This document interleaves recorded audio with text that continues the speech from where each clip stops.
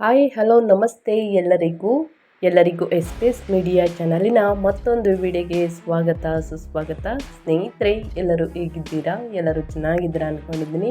ನಾನು ಕೂಡ ತುಂಬಾ ಚೆನ್ನಾಗಿದ್ದೀನಿ. ಎಲ್ಲರೂ ಚೆನ್ನಾಗಿದ್ದೀರಾ ಅಂದ್ಕೊಂಡು ಭಾವಿಸ್ಕೊಂಡು ಇವತ್ತಿನ ಒಂದು ವಿಡಿಯೋನ ಶುರು ಮಾಡಿಬಿಡೋಣ. ಇವತ್ತಿನ ಒಂದು ವಿಡಿಯೋದಲ್ಲಿ ವರ್ಷದ ಕೊನೆಯಲ್ಲಿ ಸ್ನೇಹಿತರೆ ಧನು ರಾಶಿಗೆ ಶುಕ್ರ, ಯಾವ ರಾಶಿಯವರಿಗೆ ಶುಕ್ರ ದಶೆ ಆರಂಭವಾಗಲಿದೆ, ಯಾವ ರಾಶಿಯವರು ಎಚ್ಚರಿಕೆಯಿಂದ ಇರಬೇಕು, ಯಾವ ರಾಶಿಗೆ ಕೈ ಹಿಡಿಯಲಿದ್ದಾನೆ ಶುಕ್ರ ಅನ್ನೋದನ್ನ ಇದೇ ವಿಡಿಯೋದಲ್ಲಿ ತಿಳಿಸ್ಕೊಡ್ತೀನಿ. ಇದನ್ನೆಲ್ಲ ಕಂಪ್ಲೀಟಾಗಿ ತಿಳ್ಕೋಬೇಕು. ಇನ್ನು ಸಣ್ಣ ಪುಟ್ಟ ಪರಿಹಾರಗಳನ್ನು ಫಾಲೋ ಮಾಡಬೇಕು ಅಂದರೆ ಎಲ್ಲೂ ಕೂಡ ವಿಡಿಯೋನ ಸ್ಕಿಪ್ ಮಾಡಬಾರ್ದು. ಅಂದರೆ ವಿಡಿಯೋನ ಕಟ್ ಮಾಡಿ ನೋಡಿದ್ರೆ ಫುಲ್ ಇನ್ಫಾರ್ಮೇಷನ್ ಅರ್ಥ ಆಗಲ್ಲ. ಸೊ ಹಾಗಾಗಿ ಎಲ್ಲ ವಿಡಿಯೋದಲ್ಲೂ ತಿಳಿಸ್ತಾ ಇರ್ತೀನಿ. ಮೊದಲಿಂದ ಕೊನೆ ತನಕ ವಿಡಿಯೋನ ವಾಚ್ ಮಾಡಿ. ವಿಡಿಯೋದಲ್ಲಿ ಒಳ್ಳೆ ಮಾಹಿತಿ ಸಿಕ್ಕಿದ್ದಲ್ಲಿ ತಪ್ಪದೆ ವಿಡಿಯೋಗೊಂದು ಲೈಕ್ ಕೊಟ್ಟು, ಇನ್ನೂ ನನ್ನ ಚಾನಲ್ನ ಸಬ್ಸ್ಕ್ರೈಬ್ ಮಾಡ್ಕೊಂಡಿಲ್ಲ ಅಂದರೆ ಎಸ್ಪೇಸ್ ಮೀಡಿಯಾಗೆ ಸಬ್ಸ್ಕ್ರೈಬ್ ಆಗಿ ನಿಮ್ಮ ಅಭಿಪ್ರಾಯಗಳನ್ನು ಕಮೆಂಟ್ ಬಾಕ್ಸಲ್ಲಿ ತಿಳಿಸಿ. ಯಾರೆಲ್ಲ ಸಬ್ಸ್ಕ್ರೈಬ್ ಮಾಡಿಕೊಂಡು ಪ್ರತಿನಿತ್ಯ ವಿಡಿಯೋ ವಾಚ್ ಮಾಡ್ತಾಯಿದ್ದೀರಾ ಅಂಥವರಿಗೆ ಥ್ಯಾಂಕ್ ಯು ಸೋ ಮಚ್ ಅಂತ ಹೇಳ್ತಾ ವಿಡಿಯೋದ ಕಡೆ ಗಮನ ಕೊಟ್ಬಿಡೋಣ. ಹೌದು ಸ್ನೇಹಿತರೆ, ವೈದಿಕ ಜ್ಯೋತಿಷ್ಯದ ಪ್ರಕಾರ ಸಂಪತ್ತು, ಸಮೃದ್ಧಿ ಮತ್ತು ಸೌಕರ್ಯಗಳ ಮುನ್ಸೂಚಕನಾದ ಶುಕ್ರನು ಡಿಸೆಂಬರ್ 20ರಂದು ಧನು ರಾಶಿಗೆ ಪ್ರವೇಶಿಸಲಿದ್ದಾನೆ. ಧನು ರಾಶಿಯಲ್ಲಿ ಶುಕ್ರನ ಸಂಚಾರದಿಂದಾಗಿ ಯಾವ ರಾಶಿಯವರ ಅದೃಷ್ಟ ಒಳೆಯುತ್ತದೆ, ಯಾರಿಗೆ ಸಮಸ್ಯೆ ಹೆಚ್ಚಾಗಲಿದೆ, 12 ರಾಶಿಯವರ ಮೇಲೆ ಶುಕ್ರನ ಪ್ರಭಾವವೇನು ಎಂಬುದನ್ನು ತಿಳಿತಾ ಹೋಗೋಣ. ಎಲ್ಲೂ ಕೂಡ ಸ್ಕಿಪ್ ಮಾಡಬೇಡಿ. ಮೊದಲನೇದಾಗಿ 6 ರಾಶಿಯವರ ಬಗ್ಗೆ ತಿಳಿಸ್ಕೊಡ್ತೀನಿ, ನಂತರ 6 ರಾಶಿಯವರ ಬಗ್ಗೆ ತಿಳಿಸ್ಕೊಡ್ತಾ ಹೋಗ್ತೀನಿ. ಮೊದಲನೇದಾಗಿ ಶುಕ್ರ ಗ್ರಹವನ್ನು ಸಂಪತ್ತು, ಸಮೃದ್ಧಿ, ಸಂತೋಷ, ಪ್ರೀತಿಯ ಅಂಶವೆಂದು ಪರಿಗಣಿಸಲಾಗುತ್ತದೆ. ಜ್ಯೋತಿಷ್ಯದ ಪ್ರಕಾರ ಶುಕ್ರ ಗ್ರಹದ ಪ್ರಭಾವದಿಂದಾಗಿ ಒಬ್ಬ ವ್ಯಕ್ತಿಯು ಜೀವನದಲ್ಲಿ ಸಂಪತ್ತು, ಸಮೃದ್ಧಿ ಮತ್ತು ಎಲ್ಲ ರೀತಿಯ ಸೌಲಭ್ಯಗಳನ್ನು ಸ್ನೇಹಿತರೆ ಪಡೆಯುತ್ತಾನೆ. ಅದೇ ಸಮಯದಲ್ಲಿ ಶುಕ್ರ ಗ್ರಹವು ರಾಶಿಗಳ ನಡುವೆ ಸಾಗಿದಾಗ ಅದರ ಪರಿಣಾಮವು ಅನೇಕ ರಾಶಿಗಳ ಮೇಲೆ ಬೀಳುತ್ತದೆ. ಈ ಶುಕ್ರನ ಸಂಚಾರವು 7 ಡಿಸೆಂಬರ್ 2020ರಂದು ಧನು ರಾಶಿಯಲ್ಲಿ ನಡೆಯಲಿದೆ. ವೈದಿಕ ಜ್ಯೋತಿಷ್ಯದ ಪ್ರಕಾರ ಶುಕ್ರನು ಸರಿಸುಮಾರು ಪ್ರತಿ ತಿಂಗಳು ರಾಶಿಗಳನ್ನು ಬದಲಾಯಿಸುತ್ತಾನೆ. ತಿಂಗಳು ಡಿಸೆಂಬರ್ 20ರಂದು ಅಂದರೆ ಶುಕ್ರನು ಧನು ರಾಶಿಯನ್ನು ಪ್ರವೇಶಿಸುತ್ತಾನೆ. ಗುರುವು ಧನು ರಾಶಿಯನ್ನು ಆಳುತ್ತಾನೆ. ಆದ್ದರಿಂದ ಗುರುವಿನ ರಾಶಿಗೆ ಶುಕ್ರನ ಸಾಗಣೆ, ಶುಕ್ರನ ಸಂಚಾರವು ಕೆಲವು ರಾಶಿ ಚಕ್ರ ಚಿಹ್ನೆಗಳಿಗೆ ಅದೃಷ್ಟವನ್ನು ನೀಡಿದರೆ ಕೆಲವರಿಗೆ ಸಮಸ್ಯೆಗಳನ್ನು ತರಬಹುದು. ಹೀಗಾಗಿ 12 ರಾಶಿಯವರ ಮೇಲೆ ಶುಕ್ರನ ಪ್ರಭಾವವೇನು ಎಂಬುದನ್ನು ತಿಳಿತಾ ಹೋಗೋಣ ಬನ್ನಿ. ಮೊದಲನೇ ಆ ಅದೃಷ್ಟ ರಾಶಿ ಬಂದು ಮೇಷರಾಶಿಯವರಿಗೆ. ಮೇಷರಾಶಿಯವರು ಏನೆಲ್ಲ ಅದೃಷ್ಟದ ಫಲಗಳನ್ನು ಗಳಿಸಲಿದ್ದೀರಿ, ಯಾವುದರ ಬಗ್ಗೆ ಎಚ್ಚರಿಕೆ ವಹಿಸಬೇಕು ಅನ್ನೋದನ್ನ ನೋಡ್ತಾ ಹೋಗೋಣ. ಮೇಷರಾಶಿಯಲ್ಲಿ ಶುಕ್ರನ ಸಂಚಾರವು ಶುಭ ಪರಿಣಾಮಗಳನ್ನು ಬೀರುತ್ತದೆ. ಮೇಷರಾಶಿಯವರ ಜೀವನದ ವಿವಿಧ ಅಂಶಗಳ ಮೇಲೆ ಪರಿಣಾಮ ಬೀರುತ್ತದೆ. ಉದ್ಯೋಗದಲ್ಲಿರುವವರು ತಮ್ಮ ವೃತ್ತಿ ಜೀವನದಲ್ಲಿ ಅದೃಷ್ಟವನ್ನು ಪಡೆಯಬಹುದು ಸ್ನೇಹಿತರೆ. ಇನ್ನು ಕೆಲಸದಲ್ಲಿ ಯಶಸ್ಸು ಮತ್ತು ಉತ್ತಮ ಫಲಿತಾಂಶಗಳು ಸಿಗಬಹುದು. ಸ್ವಂತ ವ್ಯಾಪಾರ ವ್ಯವಹಾರವನ್ನು ನಡೆಸುವವರು ವಿದೇಶದಿಂದ ಹೊಸ ಆದೇಶಗಳನ್ನು ಪಡೆಯಬಹುದು. ಇದು ನಿಮಗೆ ಉತ್ತಮ ಅವಕಾಶವಾಗಿರುತ್ತದೆ. ಇದು ನಿಮಗೆ ಯಶಸ್ಸನ್ನು ತರುತ್ತದೆ. ಆರ್ಥಿಕವಾಗಿ ಈ ಸಮಯದಲ್ಲಿ ನೀವು ಹಣವನ್ನು ಗಳಿಸುತ್ತೀರಿ, ಆದರೆ ವೆಚ್ಚಗಳು ಸಹ ಹೆಚ್ಚಾಗಬಹುದು. ಆದ್ದರಿಂದ ಜಾಗರೂಕರಾಗಿರಿ. ಈ ಸಮಯವು ನಿಮಗೆ ಪ್ರಯಾಣದಿಂದ ತುಂಬಿರುತ್ತದೆ. ನೀವು ಕುಟುಂಬ ಮತ್ತು ಸ್ನೇಹಿತರೊಂದಿಗೆ ಪ್ರಯಾಣಿಸುತ್ತೀರಿ ಮತ್ತು ಇದು ನಿಮಗೆ ತುಂಬ ಅನುಕೂಲಕರವಾಗಿರುತ್ತದೆ. ಮೇಷರಾಶಿಯವರಿಗೆ ಪ್ರೇಮ ಸಂಬಂಧಗಳಲ್ಲಿ ನಿಮ್ಮ ಸಂಗಾತಿಯೊಂದಿಗೆ ನೀವು ತಾಳ್ಮೆಯಿಂದ ಇರಬೇಕು. ಇನ್ನು ಮುಂದಿನ ರಾಶಿಯವರ ಬಗ್ಗೆ ಹೇಳೋದಾದರೆ ವೃಷಭ ರಾಶಿಯವರಿಗೆ. ವೃಷಭ ರಾಶಿಯವರು ಏನೆಲ್ಲ ಅದೃಷ್ಟದ ಫಲಗಳನ್ನು ಗಳಿಸಲಿದ್ದೀರಿ, ಯಾವುದರ ಬಗ್ಗೆ ಎಚ್ಚರಿಕೆ ವಹಿಸಬೇಕು ಅನ್ನೋದನ್ನ ನೋಡ್ತಾ ಹೋಗೋಣ. ವೃಷಭ ರಾಶಿಯ ಜನರಿಗೆ ಶುಕ್ರನು ಮೊದಲ ಮತ್ತು 6ನೇ ಮನೆಗಳನ್ನು ಆಳುತ್ತಾನೆ. ಧನು ರಾಶಿಯಲ್ಲಿ ಶುಕ್ರನ ಸಂಚಾರವು ನಿಮ್ಮ 8ನೇ ಮನೆಯಲ್ಲಿ ಇರುತ್ತದೆ. ಹೀಗಾಗಿ ನೀವು ಈ ಸಮಯದಲ್ಲಿ ಕೆಲವು ಸಮಸ್ಯೆಗಳನ್ನು ಎದುರಿಸಬಹುದು. ಕೆಲಸದಲ್ಲಿ ಒತ್ತಡವನ್ನು ಎದುರಿಸಬಹುದು. ಸ್ವಂತ ವ್ಯಾಪಾರ ವ್ಯವಹಾರಗಳನ್ನು ಹೊಂದಿರುವವರು ಲಾಭ ಗಳಿಸಲು ಯೋಜಿಸಬೇಕಾಗಬಹುದು. ಲಾಭ ಸಿಗುತ್ತಿಲ್ಲ ಎಂದು ನೀವು ಚಿಂತಿತರಾಗುವ ಸಾಧ್ಯತೆ ಇದೆ. ಆರ್ಥಿಕವಾಗಿ ನೀವು ಹೆಚ್ಚಿನ ವೆಚ್ಚಗಳನ್ನು ಎದುರಿಸಬಹುದು ಮತ್ತು ಪರಿಣಾಮವಾಗಿ ನೀವು ಹೆಚ್ಚಿನ ಹಣವನ್ನು ಉಳಿಸಲು ಸಾಧ್ಯವಾಗದಿರಬಹುದು. ನಿಮ್ಮ ಸಂಗಾತಿಯೊಂದಿಗೆ ಜಾಗರೂಕರಾಗಿರಬೇಕು, ಏಕೆಂದರೆ ವಾದ ವಿವಾದಗಳು ಸಾಧ್ಯತೆ ಇರುತ್ತದೆ ಸ್ನೇಹಿತರೆ. ಆದ್ದರಿಂದ ನೀವು ನಿಮ್ಮ ಸಂಬಂಧದಲ್ಲಿ ಸಾಮರಸ್ಯವನ್ನು ಕಾಪಾಡಿಕೊಳ್ಳಬೇಕು. ಇನ್ನು ಡಿಸೆಂಬರ್ 20ರ ನಂತರ ಸಾಕಷ್ಟು ಬದಲಾವಣೆಯನ್ನು ನಿಮ್ಮ ಜೀವನದಲ್ಲಿ ನೋಡಲಿದ್ದೀರಿ. ಸಂಪತ್ತು ಹರಿದು ಬರಲಿದೆ. ಆದರೆ ಅನಗತ್ಯ ಖರ್ಚುಗಳಿಂದ ವೃಷಭ ರಾಶಿಯವರು ದೂರವಿರಬೇಕಾಗುತ್ತದೆ ಸ್ನೇಹಿತರೆ. ಹಣಕಾಸಿನ ಸಮಸ್ಯೆ ಎದುರಾಗಬಾರ್ದು ಅಂದರೆ ಹಣಕಾಸಿನ ವಿಚಾರದಲ್ಲಿ ಇತಿಮಿತಿಯಾಗಿ ಖರ್ಚು ಮಾಡಬೇಕಾಗುತ್ತದೆ. ಇನ್ನು ಮುಂದಿನ ರಾಶಿಯವರ ಬಗ್ಗೆ ಹೇಳೋದಾದರೆ ಮಿಥುನ ರಾಶಿಯವರಿಗೆ. ಮಿಥುನ ರಾಶಿಯವರು ಏನೆಲ್ಲ ಅದೃಷ್ಟದ ಫಲಗಳನ್ನು ಗಳಿಸಲಿದ್ದೀರಿ, ಯಾವುದರ ಬಗ್ಗೆ ಮಿಥುನ ರಾಶಿಯವರು ಎಚ್ಚರಿಕೆ ವಹಿಸಬೇಕು ಅನ್ನೋದನ್ನ ನೋಡ್ತಾ ಹೋಗೋಣ.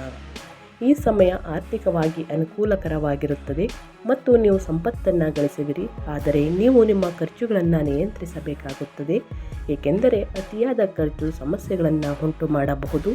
ನಿಮ್ಮ ಕುಟುಂಬದ ಜೀವನದಲ್ಲಿ ನಿಮ್ಮ ಸಂಗಾತಿಯಿಂದ ನೀವು ಪ್ರೀತಿ ಮತ್ತು ಗೌರವವನ್ನು ಪಡೆಯುತ್ತೀರಿ. ಅಹಂಕಾರವು ನಿಮ್ಮ ಸಂಬಂಧವನ್ನು ಹಾಳು ಮಾಡಬಹುದು. ಈ ಸಮಯ ನಿಮ್ಮ ಆರೋಗ್ಯಕ್ಕೆ ಒಳ್ಳೆಯದು. ಅಗತ್ಯವಿರುವ ಸಮಯದಲ್ಲಿ ನಿಮ್ಮನ್ನು ಬೆಂಬಲಿಸಲು ಸಿದ್ಧರಾಗಿರುವ ಹೊಸ ಸಹೋದ್ಯೋಗಿಗಳು ಮತ್ತು ಸ್ನೇಹಿತರನ್ನು ನೀವು ಕಾಣಬಹುದು. ನಿಮ್ಮ ಕೆಲಸಕ್ಕೆ ನೀವು ಪ್ರಯಾಣ ಮಾಡಬೇಕಾಗಿ ಬರಬಹುದು. ವೃತ್ತಿಗೆ ಸಂಬಂಧಿಸಿದ ಗುರಿಗಳು ಈಡೇರುತ್ತವೆ ಸ್ನೇಹಿತರೆ. ಇನ್ನು ಮುಂದಿನ ರಾಶಿಯವರ ಬಗ್ಗೆ ಹೇಳೋದಾದರೆ ಕಟಕ ರಾಶಿಯವರಿಗೆ.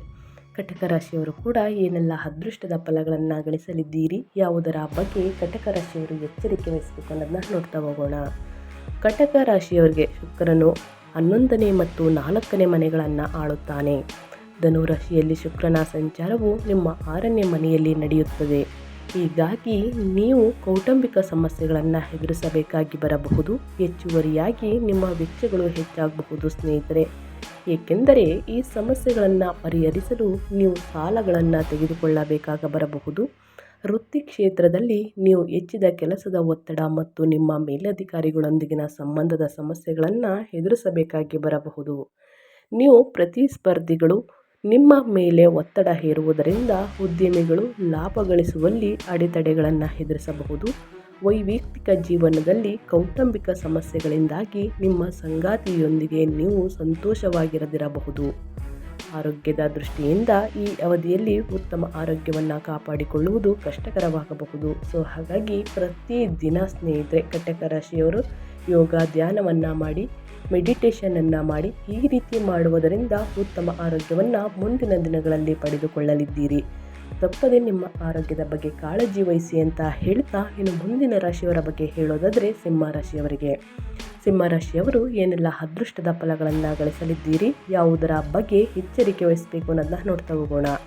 ಸಿಂಹ ರಾಶಿಯವರಿಗೆ ಶುಕ್ರನು ನಿಮ್ಮ 3ನೇ ಮತ್ತು 10ನೇ ಮನೆಗಳನ್ನು ಆಳುತ್ತಾನೆ ಸ್ನೇಹಿತರೆ. ಧನು ರಾಶಿಯಲ್ಲಿ ಶುಕ್ರನ ಸಂಚಾರವು ನಿಮ್ಮ 5ನೇ ಮನೆಯಲ್ಲಿ ನಡೆಯುತ್ತದೆ.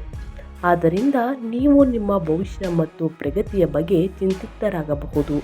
ಇದಲ್ಲದೆ ನಿಮ್ಮ ಮಕ್ಕಳ ಬಗ್ಗೆಯೂ ನೀವು ಕಾಳಜಿ ವಹಿಸಬಹುದು. ವೃತ್ತಿ ಕ್ಷೇತ್ರದಲ್ಲಿ ನೀವು ಕೆಲಸದ ಒತ್ತಡ ಮತ್ತು ನಿಮ್ಮ ಮೇಲಧಿಕಾರಿಗಳೊಂದಿಗೆ ಸಂಬಂಧದ ಸಮಸ್ಯೆಗಳನ್ನು ಎದುರಿಸಬಹುದು. ಇದು ನಿಮಗೆ ತೊಂದರೆ ಉಂಟು ಮಾಡಬಹುದು. ಈ ಅವಧಿಯಲ್ಲಿ ವ್ಯಾಪಾರ ವ್ಯವಹಾರದಲ್ಲಿ ಉತ್ತಮವಾಗಿ ಕಾರ್ಯನಿರ್ವಹಿಸಲು ನಿಮಗೆ ಕಷ್ಟವಾಗುವ ಸಾಧ್ಯತೆ ಇದೆ ಸ್ನೇಹಿತರೆ. ಲಾಭ ಮತ್ತು ವೆಚ್ಚ ಎರಡನ್ನೂ ಕೂಡ ಎದುರಿಸಬಹುದು. ಇದು ನಿಮಗೆ ಆತಂಕವನ್ನುಂಟು ಮಾಡಬಹುದು. ಇದು ತುಂಬ ದಿನ ಇರುವುದಿಲ್ಲ ಸ್ನೇಹಿತರೆ. 20ನೇ ತಾರೀಕು ತನಕ 20 ನಂತರ ಸಾಕಷ್ಟು ಬದಲಾವಣೆಯನ್ನು ನೋಡಲಿದ್ದೀರಿ. ಶುಕ್ರನ ಸಂಚಾರದಿಂದ ಸಾಕಷ್ಟು ಅದೃಷ್ಟವನ್ನು ಕೂಡ ಗಳಿಸಲಿದ್ದೀರಿ ಸಿಂಹ ರಾಶಿಯವರು. ಇನ್ನು ಮುಂದಿನ ರಾಶಿಯವರ ಬಗ್ಗೆ ಹೇಳೋದಾದರೆ ಕನ್ಯಾ ರಾಶಿಯವರಿಗೆ. ಕನ್ಯಾ ರಾಶಿಯವರು ಕೂಡ ಏನೆಲ್ಲ ಅದೃಷ್ಟದ ಫಲಗಳನ್ನು ಗಳಿಸಲಿದ್ದೀರಿ, ಯಾವುದರ ಬಗ್ಗೆ ಎಚ್ಚರಿಕೆ ವಹಿಸಬೇಕು ಅನ್ನೋದನ್ನ ನೋಡ್ತಾ ಹೋಗೋಣ. ಕನ್ಯಾ ರಾಶಿಯವರಿಗೆ ಶುಕ್ರನ ಸಂಚಾರವು ಪ್ರಯೋಜನಕಾರಿ ಆಗಬಹುದು ಸ್ನೇಹಿತರೆ, ಏಕೆಂದರೆ ಅದು ನಿಮ್ಮ ರಾಶಿಯಿಂದ 4ನೇ ಮನೆಯ ಮೂಲಕ ಸಾಗುತ್ತದೆ. ಈ ಸಮಯದಲ್ಲಿ ನಿಮ್ಮ ಸಂಗಾತಿಯೊಂದಿಗಿನ ನಿಮ್ಮ ಸಂಬಂಧವು ತುಂಬ ಉತ್ತಮವಾಗಿರುತ್ತದೆ. ಪ್ರಯಾಣದಿಂದ ತುಂಬಿರುತ್ತದೆ, ಆದರೆ ಅದೃಷ್ಟವು ನಿಮ್ಮ ಕಡೆ ಇರುತ್ತದೆ ಸ್ನೇಹಿತರೆ. ಅನಗತ್ಯ ಖರ್ಚುಗಳಿಂದ ದೂರವಿದ್ದರೆ ಒಳಿತು. ಇನ್ನು ಇದೇ ಸಮಯದಲ್ಲಿ ನಿಮ್ಮ ಆಸೆಗಳೆಲ್ಲವೂ ಈಡೇರುವ ಸಮಯ ಅಂತಲೇ ಹೇಳ್ಬೋದು. ಬೆಲೆ ಬಾಳುವ ವಸ್ತುಗಳನ್ನು ಸ್ನೇಹಿತರೆ ಖರೀದಿ ಮಾಡಲಿದ್ದೀರಿ. ನೀವು ವಿಶಿಷ್ಟವಾದ ಸೃಜನಶೀಲತೆಯ ಅನುಭವವನ್ನು ಅನುಭವಿಸಲಿದ್ದೀರಿ. ಈ ಅವಧಿಯಲ್ಲಿ ನೀವು ವಾಹನ ಅಥವಾ ಆಸ್ತಿಯನ್ನು ಸಹ ಖರೀದಿಸಬಹುದು. ನೀವು ಪೂರ್ವಜರ ಸಂಪತ್ತನ್ನು ಸಹ ಆನುವಂಶಿಕವಾಗಿ ಪಡೆಯಬಹುದು. ನಿಮ್ಮ ಅತ್ತೆ ಮತ್ತು ಮಾವಂದರೊಂದಿಗಿನ ನಿಮ್ಮ ಸಂಬಂಧವು ಉತ್ತಮವಾಗಿರುತ್ತದೆ. ಇನ್ನು ಮುಂದಿನ ರಾಶಿ ಬಗ್ಗೆ ಹೇಳೋದಾದರೆ ತುಲಾರಾಶಿಯವರಿಗೆ. ತುಲಾರಾಶಿಯವರು ಶುಕ್ರ ದಶೆಯಿಂದ ಏನೆಲ್ಲ ಅದೃಷ್ಟದ ಫಲಗಳನ್ನು ಮುಂದಿನ ದಿನಗಳಲ್ಲಿ ಗಳಿಸಲಿದ್ದೀರಿ, ಯಾವುದರ ಬಗ್ಗೆ ಎಚ್ಚರಿಕೆ ವಹಿಸಬೇಕು ಅನ್ನೋದಾದರೆ ಶುಕ್ರನ ಸಂಚಾರವು ನಿಮಗೆ ಅದೃಷ್ಟ ತರಬಹುದು ಸ್ನೇಹಿತರೆ. ಶುಕ್ರನು ನಿಮ್ಮ ರಾಶಿಯಿಂದ 3ನೇ ಮನೆಯಲ್ಲಿ ಸಾಗುತ್ತಾನೆ. ಆದ್ದರಿಂದ ಈ ಸಮಯದಲ್ಲಿ ನಿಮ್ಮ ಧೈರ್ಯ ಮತ್ತು ಶೌರ್ಯ ಕೂಡ ಹೆಚ್ಚಾಗುತ್ತದೆ. ಉದ್ಯೋಗದಲ್ಲಿರುವವರು ಯಶಸ್ಸನ್ನು ಅನುಭವಿಸಲು ಪ್ರಾರಂಭಿಸುತ್ತಾರೆ. ಕೆಲಸದಲ್ಲಿ ನಿಮ್ಮ ಪ್ರಭಾವ ಹೆಚ್ಚಾಗುತ್ತದೆ ಮತ್ತು ನಿಮ್ಮ ಶತ್ರುಗಳು ದುರ್ಬಲಗೊಳ್ಳುತ್ತಾರೆ. ಈ ಸಮಯದಲ್ಲಿ ನಿಮ್ಮ ವ್ಯಕ್ತಿತ್ವವು ಸುಧಾರಿಸುತ್ತದೆ. ವಿದೇಶದಲ್ಲಿ ಸಂಪರ್ಕ ಹೊಂದಿರುವವರು ಗಮನಾರ್ಹ ಲಾಭಗಳನ್ನು ಪಡೆಯಬಹುದು. ನಿಮ್ಮ ಸಹೋದರ ಸಹೋದರಿಯರಿಂದ ಬೆಂಬಲವನ್ನು ಸಹ ನೀವು ಪಡೆಯಲಿದ್ದೀರಿ. ಸೊ ಹಾಗಾಗಿ ತುಲಾ ರಾಶಿಯವರು ಸಾಕಷ್ಟು ಅದೃಷ್ಟದ ಫಲಗಳನ್ನು ಗಳಿಸಲಿದ್ದೀರಿ ಅಂತ ಹೇಳ್ತಾ, ಇನ್ನು ಮುಂದಿನ ರಾಶಿಯವರ ಬಗ್ಗೆ ಹೇಳೋದಾದರೆ ವೃಶ್ಚಿಕ ರಾಶಿಯವರಿಗೆ. ವೃಶ್ಚಿಕ ರಾಶಿಯವರು ಏನೆಲ್ಲ ಅದೃಷ್ಟದ ಫಲಗಳನ್ನು ಗಳಿಸಲಿದ್ದೀರಿ, ಯಾವುದರ ಬಗ್ಗೆ ಎಚ್ಚರಿಕೆ ವಹಿಸಬೇಕು ಅನ್ನೋದನ್ನ ನೋಡ್ತಾ ಹೋಗೋಣ. ವೃಶ್ಚಿಕ ರಾಶಿಯಲ್ಲಿ ಶುಕ್ರನು 7ನೇ ಮತ್ತು 12ನೇ ಮನೆಗಳನ್ನು ಆಳುತ್ತಾನೆ ಸ್ನೇಹಿತರೆ. ಧನು ರಾಶಿಯಲ್ಲಿ ಶುಕ್ರನ ಸಂಚಾರವು ನಿಮ್ಮ 2ನೇ ಮನೆಯಲ್ಲಿ ನಡೆಯುತ್ತದೆ. ಆದ್ದರಿಂದ ನೀವು ಕೌಟುಂಬಿಕ ಸಮಸ್ಯೆಗಳು, ದೈನಂದಿನ ಪ್ರಯತ್ನಗಳಲ್ಲಿ ಅಡೆತಡೆಗಳು ಮತ್ತು ಹಣದ ಕೊರತೆಯನ್ನು ಎದುರಿಸಬಹುದು. ನಿಮ್ಮ ವೃತ್ತಿ ಜೀವನದಲ್ಲಿ ನೀವು ಕೆಲಸಕ್ಕಾಗಿ ಹೆಚ್ಚು ಪ್ರಯಾಣಿಸಬೇಕಾಗಿ ಬರಬಹುದು. ಇದು ಈ ಸಮಯದಲ್ಲಿ ಸವಾಲಿನ ದತ್ತವಾಗಿರಬಹುದು. ಸ್ವಂತ ವ್ಯಾಪಾರಗಳನ್ನು ಹೊಂದಿರುವವರು ಈ ಸಮಯದಲ್ಲಿ ಲಾಭ ಗಳಿಸುವಲ್ಲಿ ಏರಿಳಿತಗಳನ್ನು ಎದುರಿಸಬಹುದು ಸ್ನೇಹಿತರೆ. ಮತ್ತು ಇದಕ್ಕಾಗಿ ಅವರ ವ್ಯಾಪಾರ ವ್ಯವಹಾರ ಸೂತ್ರವನ್ನು ಸರಿಹೊಂದಿಸಬೇಕಾಗಬಹುದು. ಅತಿಯಾದ ವಾದ ವಿವಾದಗಳಿಂದಾಗಿ ನಿಮ್ಮ ಸಂಗಾತಿಯೊಂದಿಗೆ ನೀವು ಸಂತೋಷವಾಗಿರದಿರುವುದು ಸಾಧ್ಯತೆ ಇದೆ. ಆರೋಗ್ಯದ ದೃಷ್ಟಿಕೋನದಿಂದ ನೀವು ಹೆಚ್ಚು ಎಚ್ಚರಿಕೆಯಿಂದ ಇರಬೇಕಾಗುತ್ತದೆ ಸ್ನೇಹಿತರೆ. ಸೊ ಹಾಗಾಗಿ ವೃಶ್ಚಿಕ ರಾಶಿಯವರು ಬಹಳಷ್ಟು ಎಚ್ಚರಿಕೆ ವಹಿಸಿ ಅಂತ ಹೇಳ್ತಾ, ಇನ್ನು ಮುಂದಿನ ರಾಶಿಯವರ ಬಗ್ಗೆ ಹೇಳೋದಾದರೆ ಧನು ರಾಶಿಯವರಿಗೆ.